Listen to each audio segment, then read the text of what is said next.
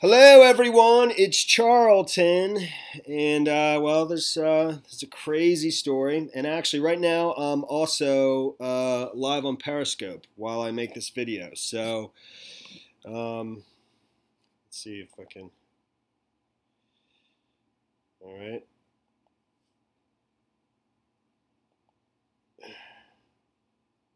No, I can't get back. There we go. So, while I'm live on Periscope while I make this video, I'm trying to do this, on a couple different platforms and broaden out from just YouTube, So if you could, I'll link Periscope down below. Follow me over there. And, I think my YouTube link is in the Periscope. Just, if you could, subscribe to me over at YouTube as well. So, there's a very famous lawyer, his name is David Buckel, who committed suicide this morning by setting himself on fire in a park in New York City, I believe in the Bronx. He literally was discovered by joggers, first thing this morning. They thought it was a brush fire, and he had intentionally set himself on fire to protest fossil fuels. He's also a very famous gay rights lawyer who has been involved in a lot of famous cases, but the big one is the movie Boys Don't Cry, which I never knew that's based on a true story of, with Hilary Swank. It's about a transgender girl who is raped and, brutally assaulted and then goes to the authorities, and then the people she, who did it go back after the sheriff doesn't. I don't exactly know the story, but the people that raped her go back and kill her in the end. I never knew that movie was a true story, but he represented that person. So again, his name is David Buckel.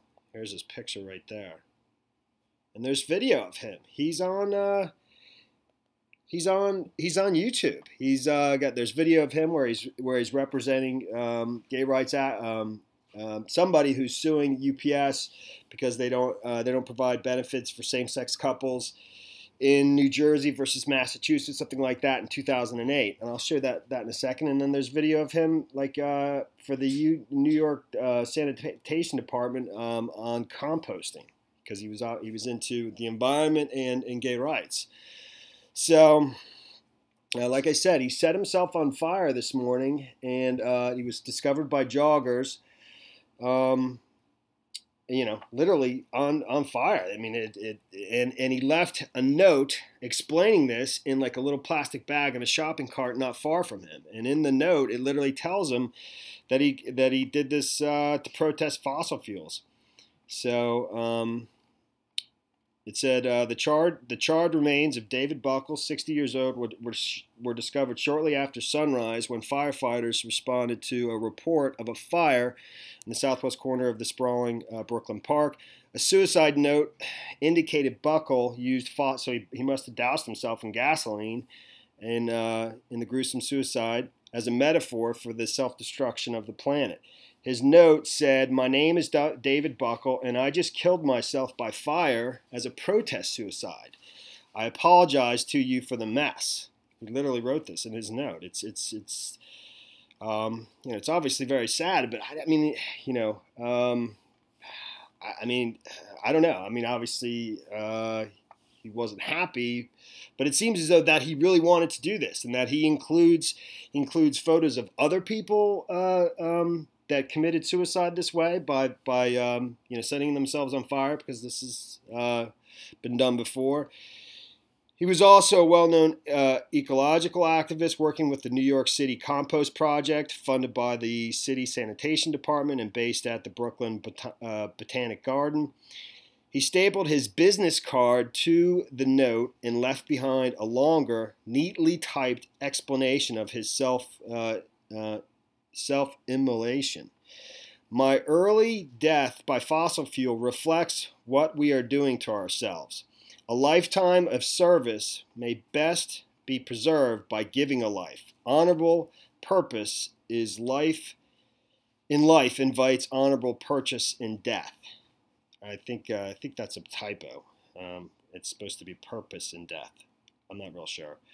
I hope it is an honorable death that might serve others. Buckel famously served as a lead attorney in the lawsuit involving transgender murder victim Brandon Teena, who was raped and then killed in 1993. His story was later told in the movie Boys Don't Cry, starring Hilary Swank as Teena. A county sheriff was found negligent in the killing for his failure to protect Teena from his rapists, who returned and killed him once he went to authorities.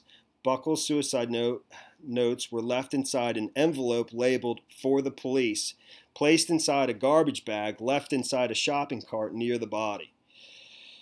And in his note, Buckel invoked images of protesters setting themselves afire to protest the Chinese occupation of Tibet.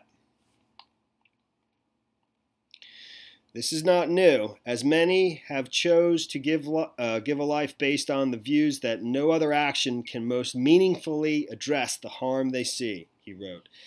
Here is hope that giving a life might bring some attention to the need for expanded actions and help others give a voice to our home and earth is heard. You know, it's just crazy, man. And here's actually a picture of him. You know, it's obviously blurred out, but that's in the park. You know, the blurred what they found. So, and here he is defending same-sex rights at UPS. Union law under review by this commission. Since the law passed, I've worked personally with over 100 individuals who have called Lambda Legal seeking help addressing disregard for their civil unions. Their struggles touch every dimension of human life, including interactions with neighbors, co-workers, employers, businesses, police, doctors, emergency room staff, and others. In the business sector, and that's from 2008. And here he is, just in 2014, at the compost site for New York City, as a volunteer. You know. Here at the farm, they call it Big Salad Day because last night several tons of food scraps were delivered from local farmers markets, and it all gets tossed together today. Eventually, we'll turn yes, he was an rich attorney. compost. He was a very famous This attorney. is the largest compost program in New York City that is run entirely on sustainable resources, either solar power or human power. It's also an example of a community compost site. You know, he was City obviously residents quite generate a lot of talented, material and that can be used for you valuable know, compost. And some of that should stay in the community. For I the just don't know benefit why he of the did community. this. You know, For example, he Big had a Salad lot to Day. offer for whatever he believed in. I don't even necessarily believe in environmental causes and stuff like that. You know, to the extent I don't really have deep feelings on it, but I'm just saying I don't know why he did this. You know, I don't know if he was unhappy in other ways or what, but you know, that's the story there. It's pretty awful, but I mean, he did it as protest. And he would want this story to be told to protest fossil fuels. All right, well, I'm going to end it there. Thanks for watching my videos, and thanks for watching me on Periscope. Please subscribe to my channel. Please follow me over at Periscope. This went a little bit better than my last few. It was still pretty rough, but, you know, it's, whoops. Jeez. Sorry. And please follow me down at Periscope. Please subscribe to my channel. Give me a like down below. I'll see you in the next video, man. Later.